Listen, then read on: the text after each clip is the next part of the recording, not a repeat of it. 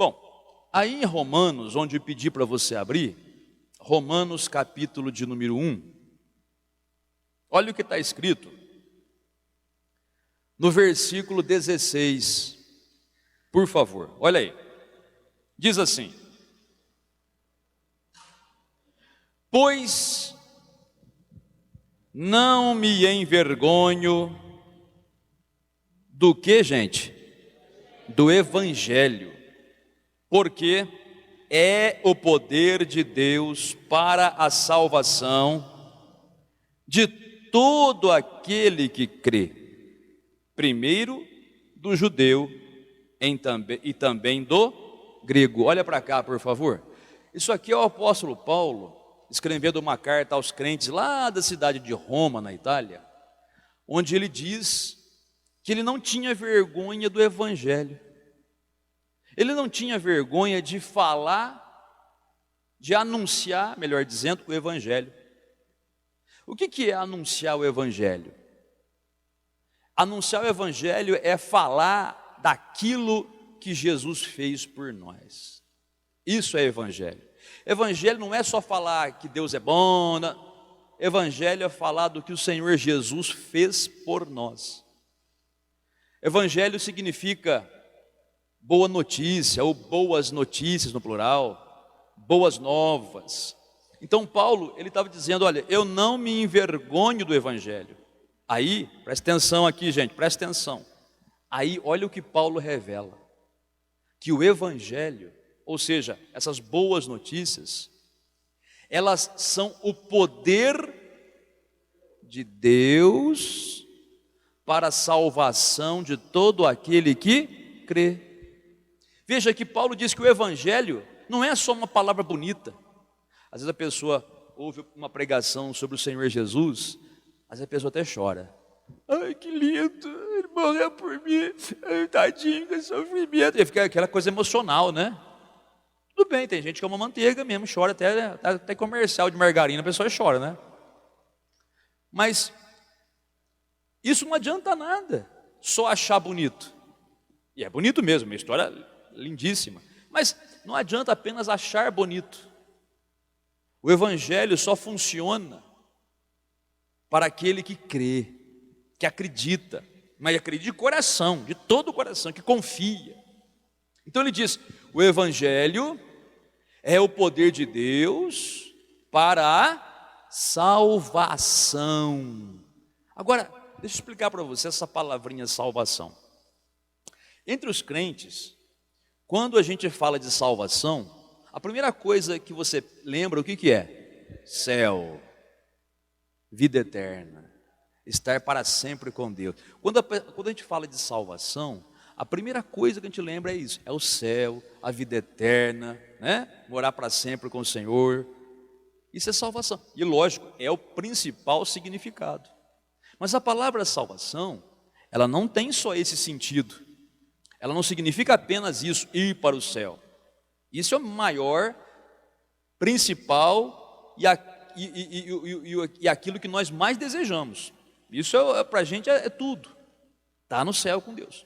Agora, eu vou te dar um exemplo de outro significado da palavra salvar, ou salvação, ou salvou, alguma coisa assim. Lembra quando o Senhor Jesus, ele curou aquela mulher que tinha hemorragia há 12 anos?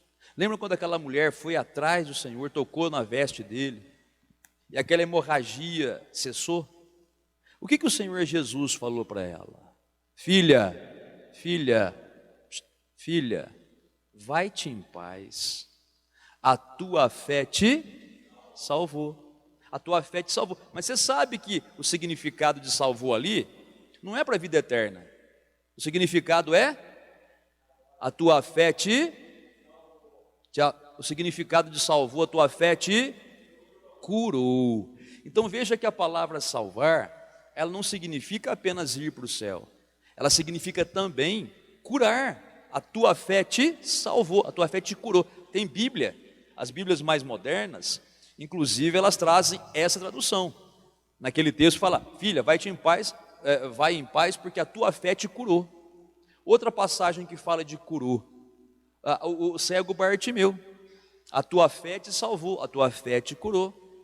Veja que a palavra salvar, ela tem vários significados. Você quer ver um outro exemplo? Olha só, quando a gente mesmo, quando vai falar, né? Eu lembro que eu comentei isso aqui uma vez, mas vou comentar de novo, para aqueles que são mais velhinhos aí, né? Não tanto assim, né? Mas para aqueles que têm um pouco mais de idade, né? Eu lembro, quando eu era criança, eu tinha mais ou menos aí, creio eu, uns 10 anos. Não, 13 anos. 13 anos. Passava na televisão, na rede Tupi de televisão, que já fechou, faliu, né? Foi a primeira emissora de televisão da América Latina, aqui em São Paulo, hein? A primeira do Brasil e da América Latina. E faliu aos 30 anos. Passava uma novela, que até nem terminou a novela, gravaram alguns capítulos e não gravou mais. Se chamava Como Salvar Meu Casamento. Era uma novela que passava, a atriz principal era aquela Nissete Bruno, a gente guarda essas coisas na cabeça, né?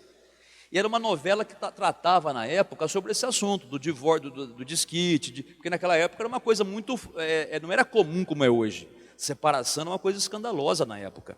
Então a novela tratava disso. Então o nome, Como Salvar o Meu Casamento, não tem nada a ver com vida eterna, é como resgatar, né? Como recuperar o casamento, como não deixar ele afundar, é assim. Então a palavra salvar, gente, ela não significa apenas ir para o céu, ela significa curar, ela significa preservar. Por exemplo, você vai na praia, como é que chama o sujeito lá que guarda as pessoas? Como é que ele chama, gente? Salva-vidas. Salva-vidas. É porque está afogando, ele vai lá, mergulha, né? Resgata a pessoa, faz o que tem que fazer, o procedimento para salvar. Então, veja que a palavra salvar é abrangente. Então, quando o apóstolo Paulo, ele diz: pois não me envergonhe do evangelho, porque é o poder de Deus para a salvação daquele que crê.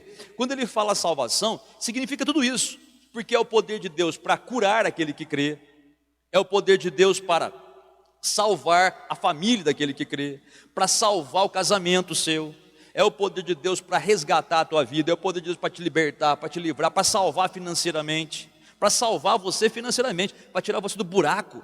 O evangelho é o poder de Deus para tudo isso. O evangelho é o poder de Deus para libertar você dos demônios, é o poder de Deus para tirar a macumbaria, a feitiçaria. O evangelho é o poder de Deus para salvar de um modo geral. Mas aquele que crê, se não crê, não adianta nada. Não adianta nada. Vou te dar um exemplo prático aqui.